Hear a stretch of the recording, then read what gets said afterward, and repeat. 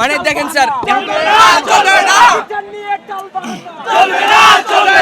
মধ্যে ফিল্ম স্টাইলে তার উপরে কিন্তু ওদের কিন্তু একটা হামলা চালায়। আমরা বলতে চাই শুধু ঢাকা বিশ্ববিদ্যালয়ের একজন শিক্ষার্থী না, একজন রোগী হিসেবে এটা অত্যন্ত ন্যাক্কারজনক এবং লজ্জাজনক। আমরা চাই ঔষধ কোম্পানির সমস্ত সিন্ডিকেট এবং ঢাকা মেডিকেল একটা সরকারি যে প্রতিষ্ঠান জাতিতে এটার কাছ থেকে যেটা সর্বোচ্চ সেবা প্রত্যাশা করে এই মান যেন অক্ষুণ্ণ রাখতে পারে এটা প্রত্যাশা করি।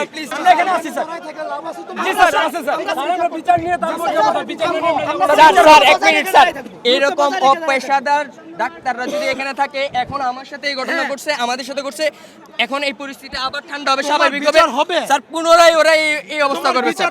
এরা একটা হাসপাতালের মতো স্যার একটা পরিবেশ, মানে দেখেন স্যার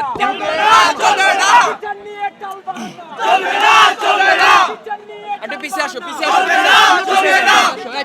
হঠাৎ করে যেটা লাঠি আছে, এই যে এই লাঠি, ওই এই লাঠি দেয়া ওর উপরে প্রথমে আক্রমণ একা ছিল, একটা রডের চেয়ে কম না, এটা যে প্রথম আক্রমণ। এরপরে আমরা এসে বললাম যে ভাই এটা কি করলেন, আপনি ডাক্তার, আপনি কিভাবে অমানবিক আচরণ করেন। তখন এই কথা বলার পরেই আমরা বললাম ঠিক আছে আমরা প্রশাসনিকভাবে কথা বলি, কারণ আপনার সাথে আমরা কথা বলতে লাভ নেই। ওরা হঠাৎ অতর্কিত এভাবে আক্রমণ, উনাদের প্রশাসনের সাথে কথা বলতে বলতে আমাদের রুগী সব ভিতরে আবার মারার পরে আমরা বাইরে চলে আসছি ভাই।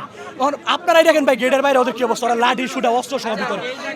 ডাক্তারের কাছে কি আমরা আশা করি এই ডাক্তার কিভাবে সন্ত্রাসের মতো আচরণ করে, ওরা কিভাবে এই সন্ত্রাসের মতো আচরণ করে, এটা তো ভাই দেশের জন্য ক্ষতিকর, প্লাস রুগীরা তোদের কাছে সেফ না, কারণ ওরা অপারেশন থিয়েটারে তো পরে টান দিয়ে রুগী মেরে ফেলবে এই অবস্থা।